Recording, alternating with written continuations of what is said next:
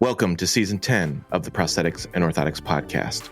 This is where we chat with experts in the field, patients who use these devices, physical therapists, and the vendors who make it all happen. Our goal? To share stories, tips, and insights that ultimately help our patients get the best possible outcomes. Tune in and join the conversation. We are thrilled you are here and hope it is the highlight of your day.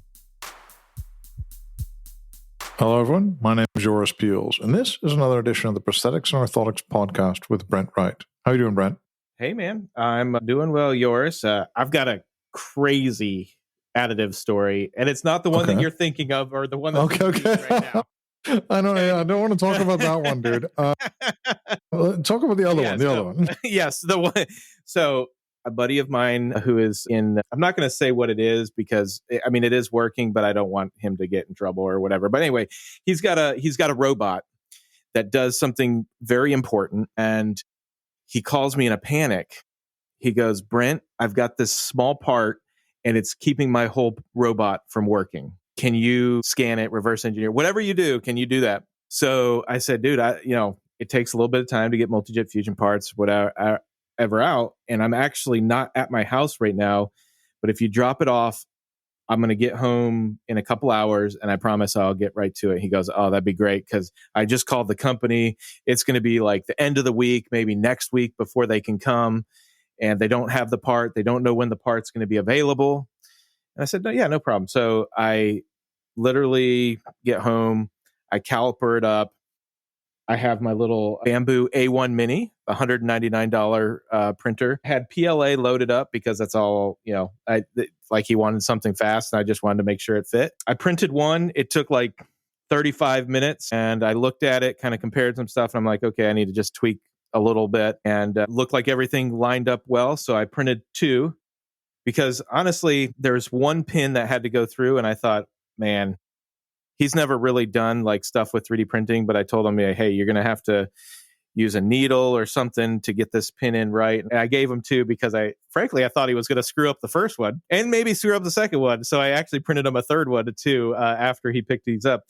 But he texted me at 7:30 this morning, said the line was up and going and it's going to make a big difference for a lot of people. And so, I mean, it's just that's super crazy. Cool, dude.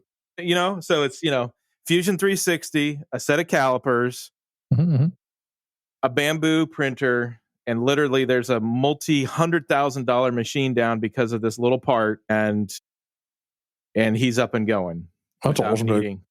And that happens so often. And there's often in large companies, you see a lot of times when it's very difficult to make the business case for additive until something like this happens. And then all of a sudden it's like, okay, well, that paid for itself. And then everybody's kind of happy, So exigent stuff is really what we're really, really amazing with and stuff. So great example, dude. Great example. So who are we joining? Who's joining us today on our podcast? Well, I'm super excited. We actually interviewed Josh Steer from Radiide Devices at AOPA last year was it last year? I don't know. It all blends together. No, it wasn't last year. It was in September. So we had a really good chat with him and we were like, man, hey, we need to get him back on more of a full length to do a little bit more of a deep dive into what they're up to. And I think we're going to have a really good conversation. It's kind of neat. They've been, working with us here at Advanced 3D a little bit, talking about, hey, how do we take these concepts and actually scale to production. And one of the things that you have always said, and I think this is where we're going to have, a really great discussion, is the bottleneck really is the CAD side for adoption for our field, for orthotics and prosthetics. And the reality is we have always said that it's not really in most clinicians' best interest. It's not their best use of time to do the CAD stuff. Well, Josh and his team really have some great insights into some of that using their software. And so we'll hop into some of that too. So I just really excited. They've been on a long journey and the technology definitely has matured a lot. It was, and Josh, don't hurt me for this, but when I first saw some of the stuff in the, I was like, man, I think they've got some good stuff going, but I just don't know. But now I get it. So I'm really looking forward to diving into that with Josh as well. So welcome to the show, Josh. Thanks, Joris. Thanks, Brent. It's a real pleasure to be on. Brent, as you said, had a great preview at IOPA a few months ago. So really looking forward to kind of diving into the details. And I think, Brent, I think when you first saw what we were working on, I think we took a bit of pride that it was early, because I think that's been a key part of our development from day one, is kind of show it early, get feedback, and then develop and iterate from there. Okay, that's cool. And so tell us a little bit first on about Radiide. What is it exactly? So Radiide Devices, we're a startup from the UK. We do software primarily focused for prosthetic and orthotic fitting. Our kind of real focus and kind of what we've been doing from day one is how we can use data and how we can use evidence within the fitting process to really kind of support the prosthetist or the orthotist in getting the best outcomes for the patient. And I think, Brent, what you're just touching on there about that as a bit of a bottleneck, I think we're really looking to say how we can use that data and support that process to really achieve that scale and make the process as straightforward as we can. So if we're looking at that, I mean, I think, so first of all, why did you make this thing? Well, why make a tool like this for OMB and not for, I don't know, fitting glasses or something like that? Because it's kind of a similar type of thing, right? Yeah, I think so. The background is that I've kind of been in and around the prosthetics and orthotics industry since about 2015 when I started a PhD. So as a mechanical engineer by background, always had a real interest in the kind of the biomechanical side of things, and was offered a PhD project looking actually kind of very unrelated to socket design, but looking at an implant for a below-knee amputee. The idea is that you'd have a bone capping implant at the cut end of the tibia to try and improve some of the stress distribution. So that was the kind of original project, but we were working with a prosthetist over in Germany when we were kind of doing some of the initial design for this implant. And I was in charge of the modeling, so doing finite element analysis modeling, looking at how this implant would perform. And we were working with the prosthetists, and we had a couple of participants coming because we wanted to kind of understand, okay, what's going on inside the socket so we can then apply those forces to the soft tissue. And the prosthetist, who's kind of an amazing prosthetist, has done loads of the sockets for the German Paralympic team. He brought out 3 different sockets for the same patient. And we kind of scanned these in, we looked at them, and they just looked completely different. I couldn't believe these first of all, fit to the same person and were designed for the same person, just completely different design philosophies. And I think from there, really kind of that idea of, okay, what is happening within socket fitting, this actual process of trying to optimize the load distribution in between the limb and the socket. There's so much complexity in here. And so kind of my PhD diverted a bit from there into looking at trying to understand a bit more about this relationship between the design and initially looking at lots of pressure. And then by the end of the PhD, so this was in kind of 2020, we had, developed some technology, and we kind of said, okay, we think this might actually potentially be useful within a clinic. And so that was kind of we really did start in prosthetics and orthotics. And I think that is kind of where it's been. But as you say, I think there are similarities in many of these other custom devices, but I think the difference that you have from something like OMP compared to glasses is really just the complexity of that fitting process, how much goes into trying to get the best fit for an individual. Okay. And of course, you used AI and all these really cool things. Or how does it actually work? So AI, it's an interesting term, and it's one I kind of have a bit of a love-hate relationship with sometimes. I think for us, what it really came down to was, first of all, the data collection. So really fortunate to have some fantastic clinical partners in the UK that had been actually using CAD/CAM within prosthetics for a long time, using systems such as TracerCAD and Omega. And so they had this database of pairs of limbs and sockets. So we're able to see, okay, what were the kind of the local changes made to that original shape in order to create the socket fit. And so then from there, what we kind of look to say is, okay, we've got all of these different strategies. I think there's lots of interesting nuances within prosthetic fitting, which mean that you can actually really kind of constrain the problem. So we know that, more than one socket design strategy can be successful for an individual. We don't really have kind of clear biomechanical metrics as to what we're targeting for. So as an engineer, it's not like I can say, I want to get 20 kilopascals of pressure on this part of the limb. So the model really starts by just trying to understand what prosthetists do in certain situations. So say, okay, for this particular presentation of limb, what sort of strategy is being taken, and really kind of using that framework of understanding what going into fitting. And this then comes kind of why we've always been, rather than just kind of doing all of the R&D, in a lab on our own, we've always, so much of our development has been getting constant feedback from prosthetists and orthotists, because we knew we needed to create a model that not only kind of really understood the process of trying to fit a socket, but then also something that as a prosthetist, they can control, they can override, they can say, actually, that's completely not the approach that I want to take. I'm going to take a wholly different one. And how do you create value for your customers? Is it really just time saved? Is that it? Or is it better devices? And how do you explain that to them, really? Because I think you could be really invasive if you said to people actually, you can make a really good device with this, implying that I cannot. Yeah, and I think, again, that comes down to I think AI is a really interesting topic in that area. I think there is, a lot of the kind of the media framing around AI brings kind of people have ideas of what that means when you come into it. But I think what we're really trying to do is just, moving from fitting in plaster to then kind of doing everything in CAD from day one. What we're trying to do is to really give that starting point. So that idea of the 80-20. So we're using the data, we're actually looking towards the model in terms of saying, actually, this is going to tweak to what you do as a prosthetist and what you feel comfortable with, and then applying that automatically. So yes, it's trying to save some time. It's trying to get those outcomes are kind of the big thing that we really strive for, is trying to reduce refits, but really just providing this data and this information to the prosthetist to help them make, whatever decision that they want. It's something that you've got to really take care of, I think there's a very different way that we could have designed the system and just said, okay, press a button, here's the socket design, this is what we think is best. That's the end of it. And I think we would really push back against that.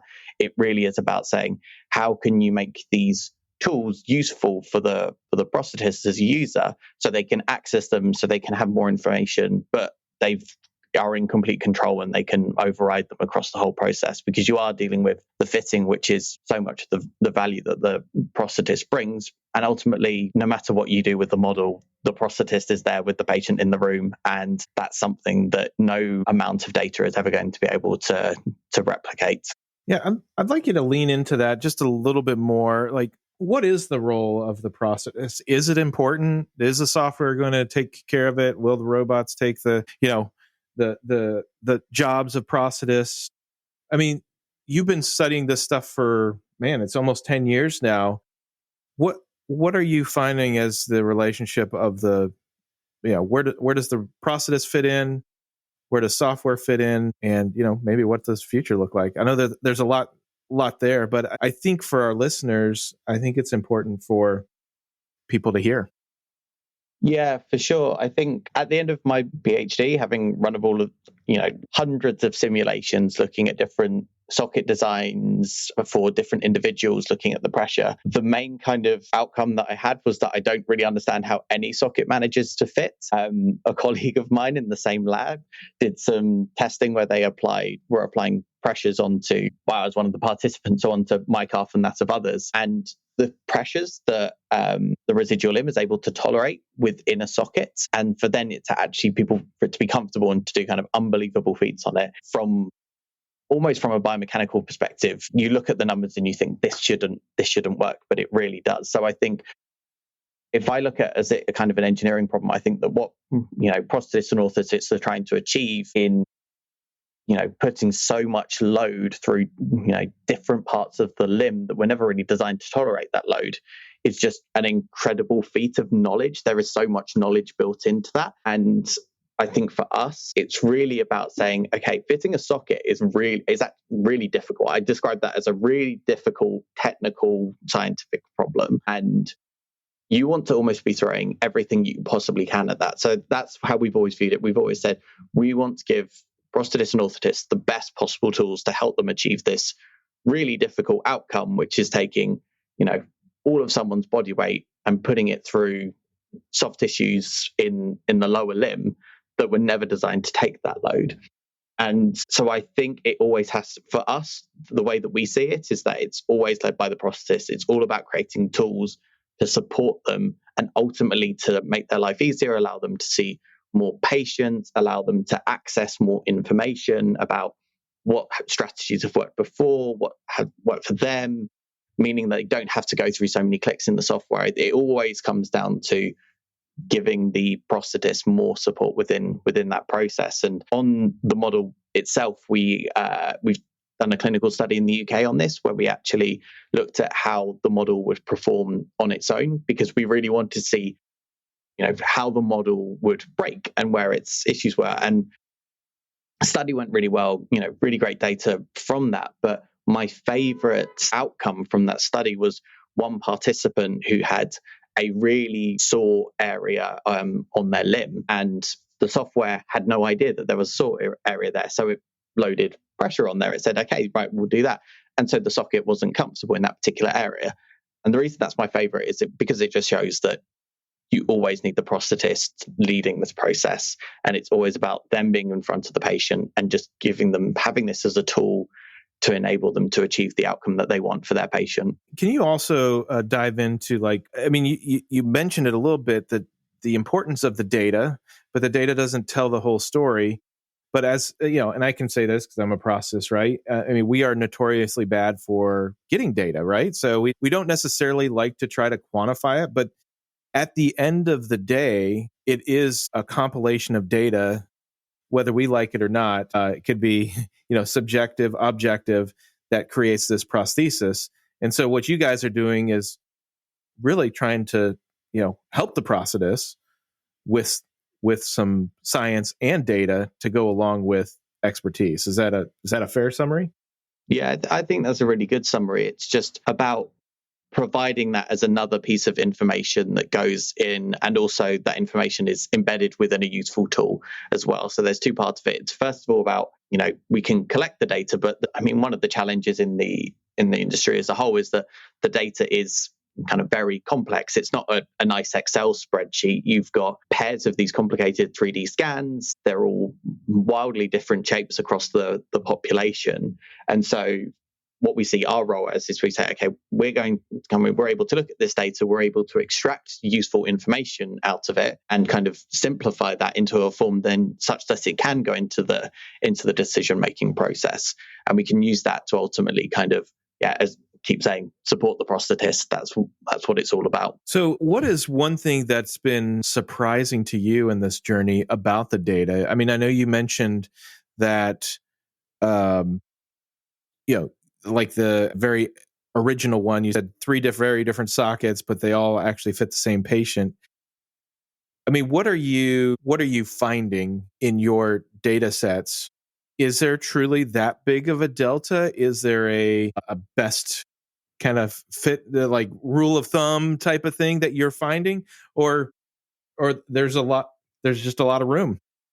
So I think one of the clearest signals that we've seen in the data, and it's something which is then really, I think almost every prosthetist I've spoken to about this will kind of says, oh yeah, that's what happens, is that, we've got, and Brent, jump in if I misspeak, because, I'm not a prosthetist by training, but broadly, if and so for me, someone that was looking at the literature coming into this, and you'd look at research that was comparing between different socket designs for someone with a below-knee amputation, and you'd have these two different philosophies, the total surface bearing of kind of distributing pressure evenly across the limb versus the patella tendon bearing, where you'd be really using the load tolerant and load sensitive areas. And these are kind of really pitched as a kind of almost two very distinct design philosophies that you can compare between them in a study. And when we had our original data set, they were actually all labeled as either patella tendon bearing or total surface bearing. So one of the first things that we tried to do was say, great, can we get the model to automatically identify which one is a patella tendon bearing and which one is a total surface bearing socket? We thought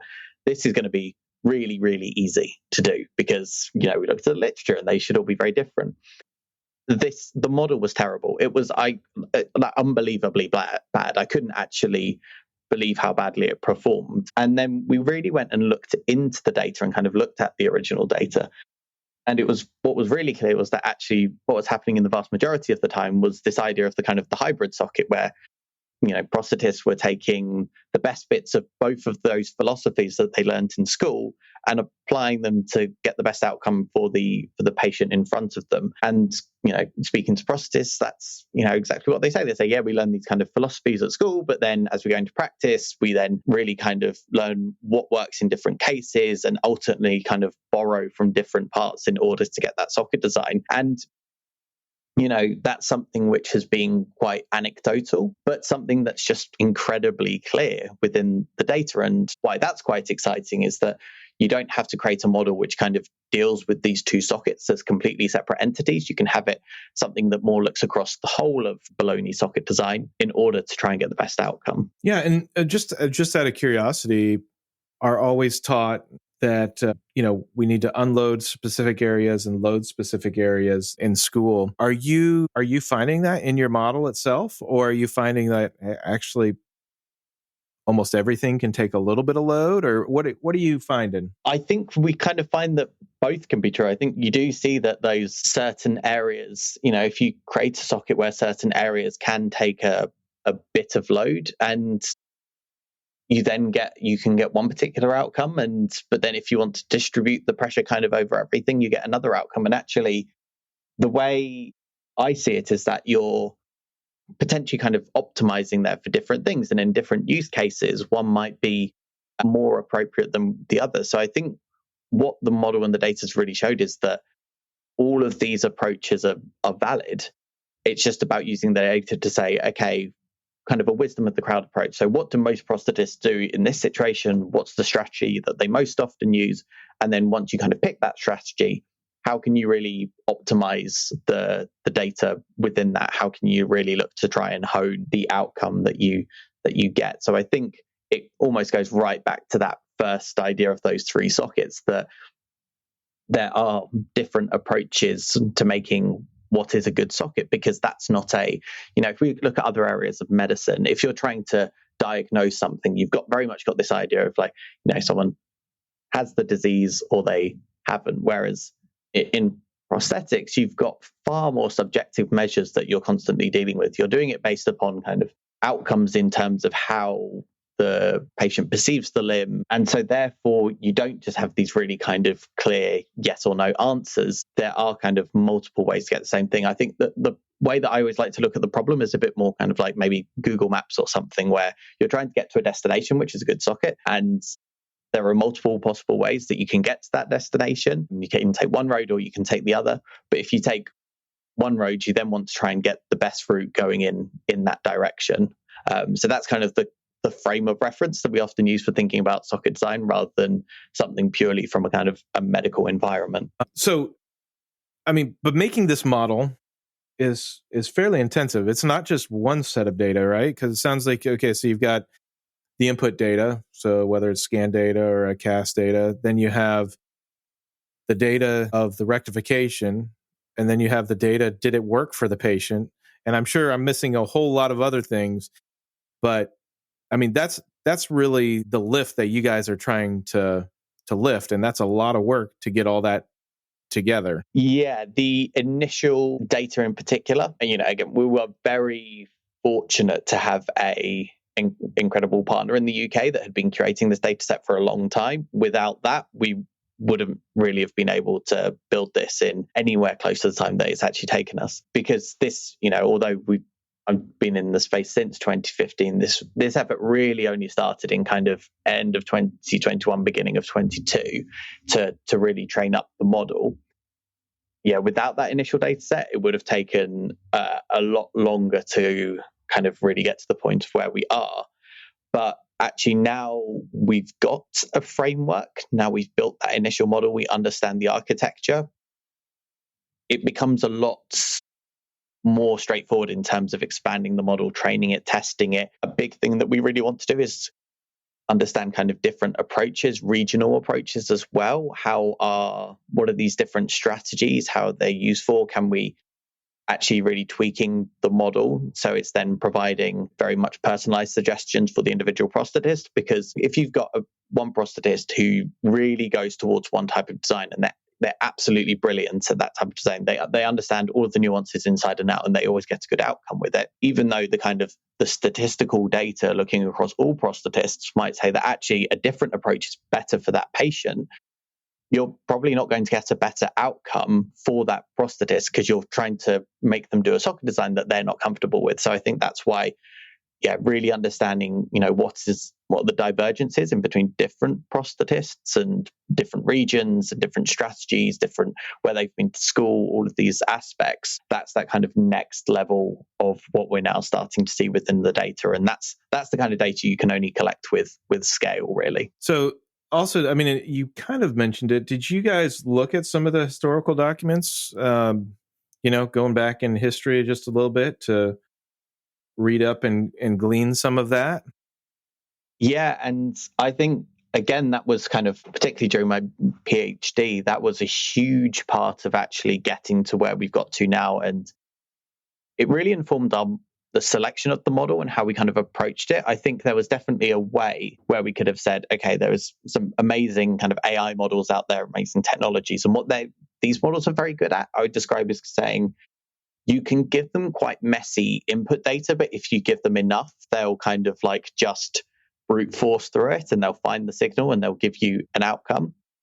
But really, when we were looking back into the literature, and I think particularly the papers that were coming around the kind of the late 80s, the early 90s from people such as David Boone, David Reynolds, Ed Lemare, Joan Sanders, lots of work happening in between Seattle, University of Washington, University College London, there was these really kind of strong themes emerging of that when they were talking about using CAD, because this is what they were developing, this is where they were developing the first CAD systems that would become things such as ShapeMaker. They were not just saying we're going to just take a process which is currently done in plaster and make it digital and that's the end of it. It was always about that data. It was always about building an evidence set and really starting to use that to understand what is going to give a good outcome. That was always what the end goal was.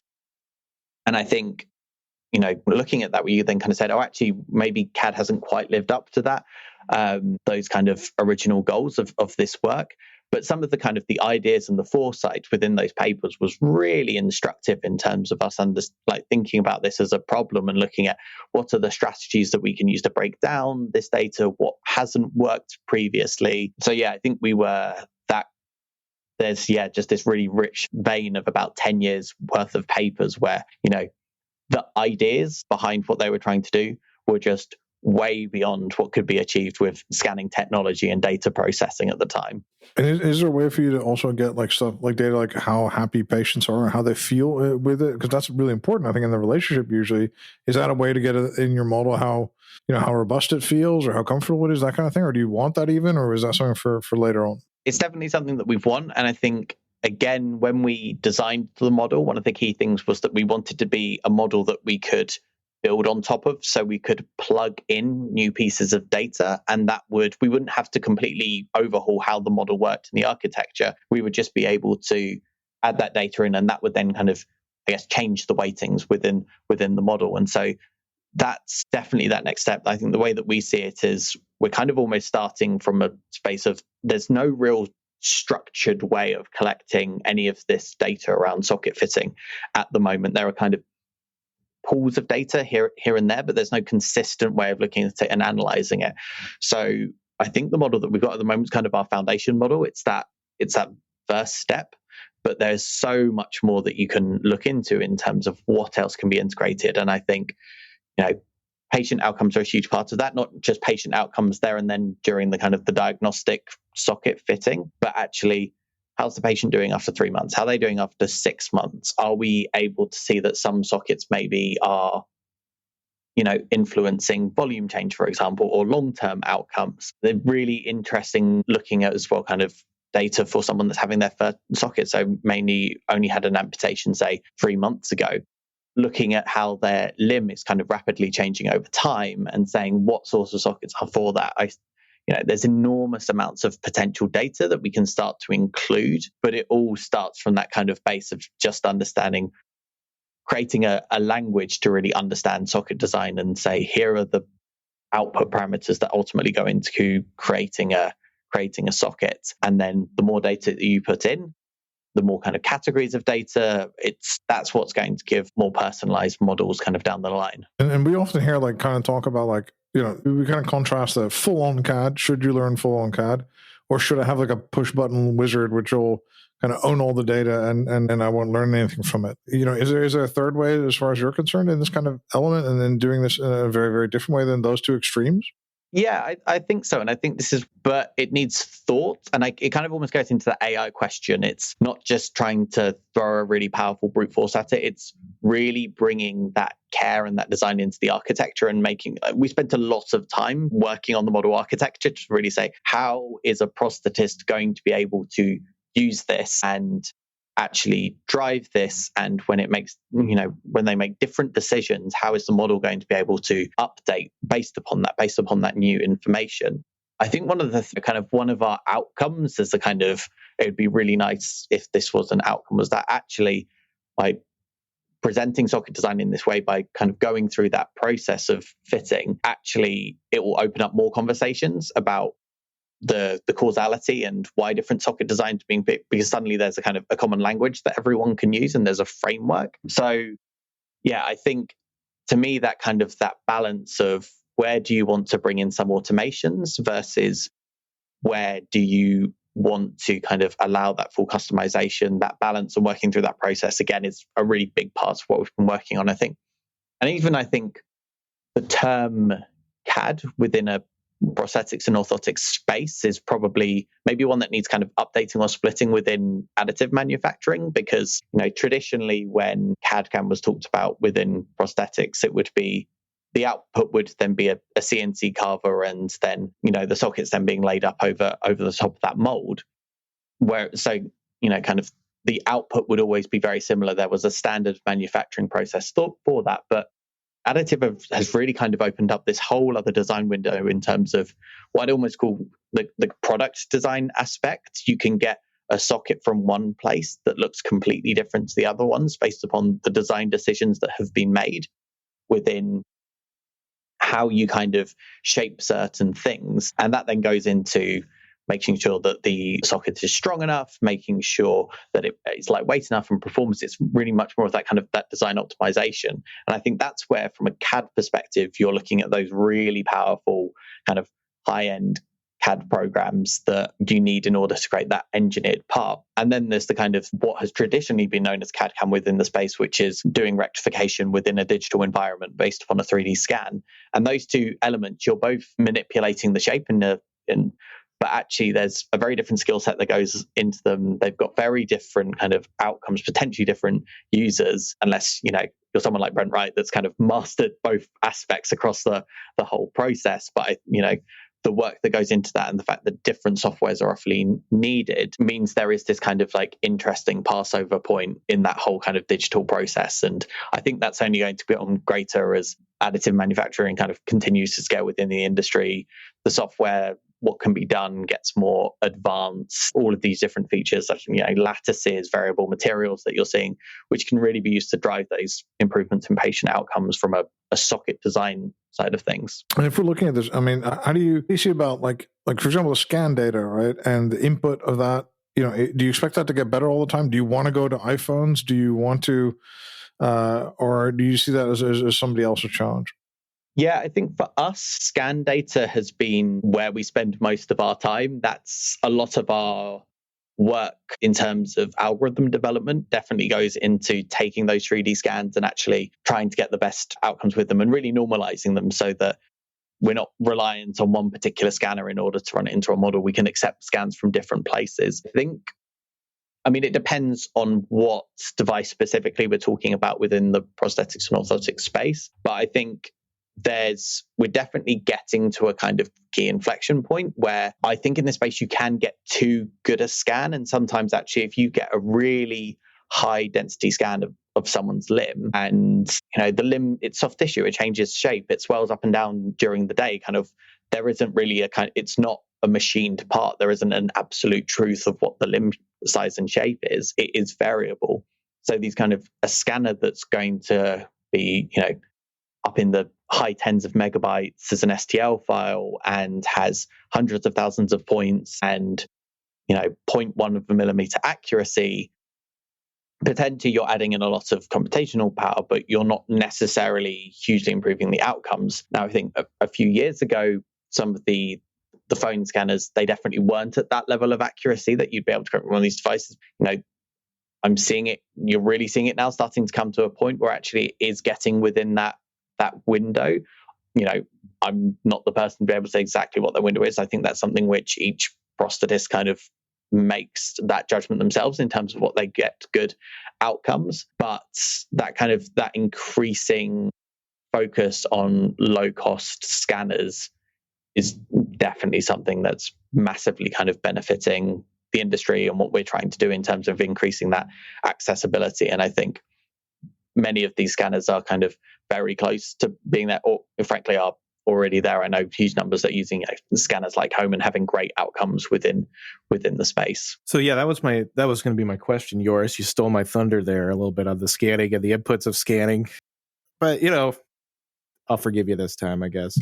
But I think it's interesting that you say that that you can have too much data. And I mean, we definitely see that not only on the intake side of things, especially like when you're trying to manipulate large areas with a massive mesh, it can make it very much.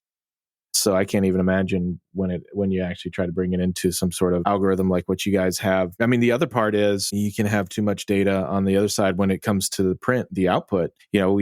You're giving so much data that the printer can't even print what you're asking it to. And so I think that's all stuff that we've got to, get some data around, but also be, as the industry matures, we'll understand those limitations much more as it comes around. So yeah, I'm glad you touched on the scanning side of things, and shout out to Comb, if John or Alex is listening, because it sounds like they're doing a really nice job. We're actually doing some stuff with the Comb Scan, their iPhone 12 mini, which was the smallest handheld phone for scanning.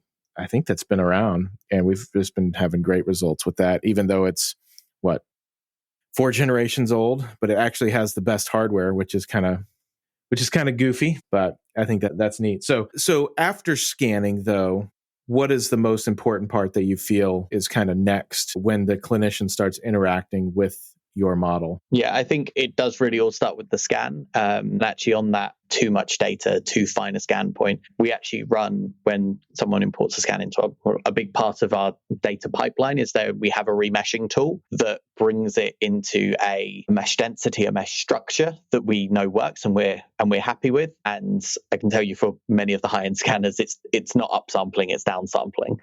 After that, then, and where we've spent an enormous amount of so much of our time, is then really that process of taking the rectification, the modification, that fitting, and bringing it into a digital environment such that people can access the benefits of data. Because I think for me, that is when you kind of look at what are the kind of the classic motivations to go to digital in any industry. One of the biggest ones is always around, well, you've got this data now and you can learn from it.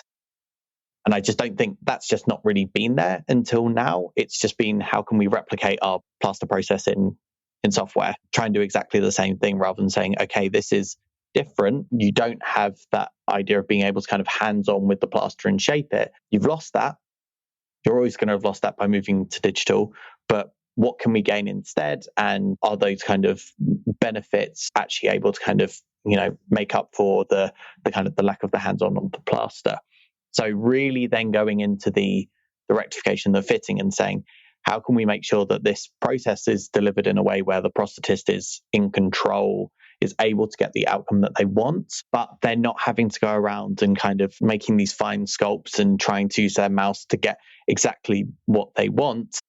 It's about making it so once they've got their intention of saying, okay, I want to do this sort of modification to come up with this sort of socket, the actual kind of the process of moving those points is then done for them. So they're making the clinical decisions, but we're making it very easy within the software for them to replicate that. So then understanding how we go through that fitting and get to the outcome, I think is the next bit. And from there, you then get into the kind of rapidly changing world of fabrication, which I think is, for a long time, was kind of very standard. This is how you make a test socket. This is how then you go into a carbon fiber definitive. But I really think we're just scratching the surface in terms of what these sockets are going to look like in the next 5 or 10 years as people really start to push the bounds and exploit what can be done with additive.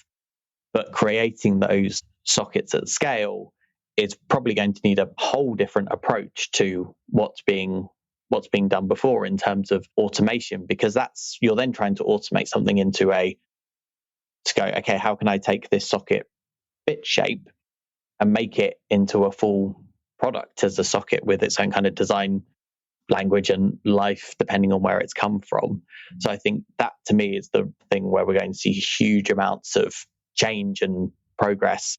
Something like the Quorum socket, for example, really just pushing the bounds with what can be done with socket technology. Yeah. What are you finding as far as people kind of leaning your way? Do you feel like it's some of the younger clinicians? Do you feel like actually there's some, clinicians that have some gray hair kind of in between, or does it run the gamut? I'm always curious to know, like, who is really looking at this. We really, and you asked a question about this earlier about the kind of, how it's perceived. And I think we've really been kind of very positively surprised. I think we were maybe expecting a case where we'd get a lot of pushback, but I think because we're trying to do so much engagement on understanding ultimately what makes a good socket fit and how can we make that more consistent and how can we share and distribute that knowledge, I think we've really had a lot of engagement from a very wide variety of individuals and, all sorts of different experiences, time in the industry. I think it's almost easy to forget that, there'll be prosthetists out there that have been doing CAD/CAM, and, we're working with some of them for 20, 25 years, and they've trained a huge number of people on these technologies. Actually, it is a lot more kind of accepted than maybe we expected coming into it. And often it's just around kind of not just how do you create the right software tool for that, but how do you actually put that into a really valuable end-to-end process to get those consistently good outcomes. But yeah, it's not just the kind of those that are just graduating and they're the only ones that are talking to us. It really has been a very wide range of different experiences, different backgrounds that have engaged with the technology, which for us has been fantastic because, one of the things that we think about is that you've got these incredibly skilled prosthetists that have been in the industry for several decades. All of that knowledge gets lost. And actually, if there's a way that can be retained and understanding what they've done that makes really good sockets and can that be shared and taught, that for us is a really exciting potential outcome. Yeah, and how about, we're looking at different technologies. The main ones we always end up talking about, like MJF sintering and then FDM, right? For you guys, are you looking on the output side much more to one of these technologies and doing more calculations for it, making it for a particular technology, or do you see that changing in the future, that you're going to have to work with all of them? Yeah, I think that we see ourselves as a real enabler. I think, we aren't, as a company, we're not 3D printing experts. We only do software. We don't have 3D printers. We don't send out sockets. That's kind of a decision that we made. We're really going to focus on our bit of the process and do that really well because one company trying to do everything end-to-end across the digital workflow is an incredible number of different skill sets that's needed. It's so complicated. There's so much that goes into making a socket through a digital process. But I think where we're really seeing is that because of all the work that goes into the data cleaning of the scans at the start, the consistent structure that we have to use, because we have to get it into a form where we can run it through our data model, it actually means that when it comes out of our system, it's in a very consistent structure. Exactly the file is going to be always pretty much the same size. It's always going to be aligned in a particular configuration, exactly where everything's going to be.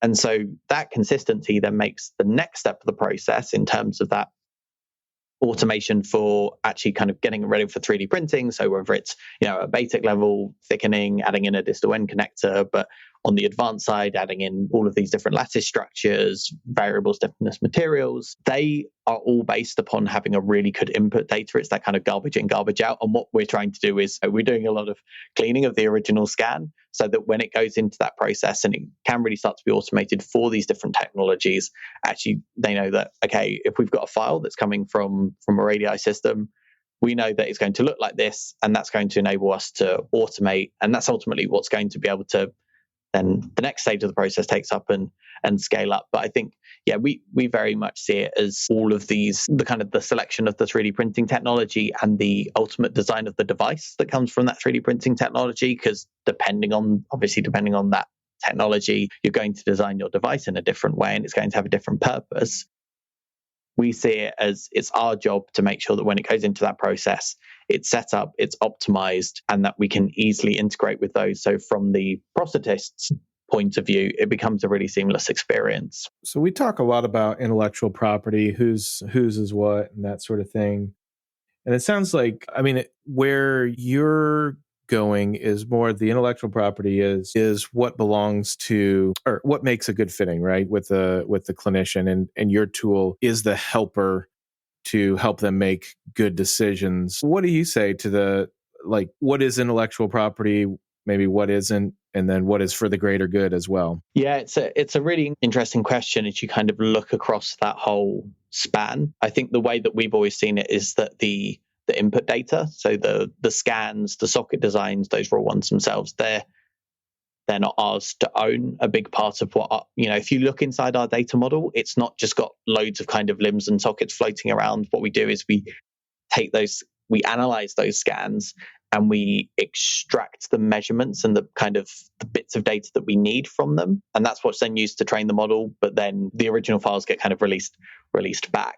So that for us, that data model is what we're building. And ultimately, we want that to become a collaborative thing so that everyone's benefiting and learning from what different kind of places are doing. But those raw limb scans, those raw socket designs, the final design that gets made, we see that very much as that is the data of the prosthetists, really. That's what's going through. That's their patient data. So we try and take a very light touch approach in terms of learning from that data, but then having a model which doesn't just rely on, storing all of these raw scans. All right. That's really interesting. So Josh, thank you so much for being on the show today. Thanks very much for having me. It was a real pleasure to be able to get into the details of this stuff. And I bet you really, really liked that, didn't you, Brent? We got into the weeds there in a little bit. You were quiet there for a little bit there. Oh my God, it was so in my head. I was like, I'm going to just sit in a corner here and just hope nobody asks me anything.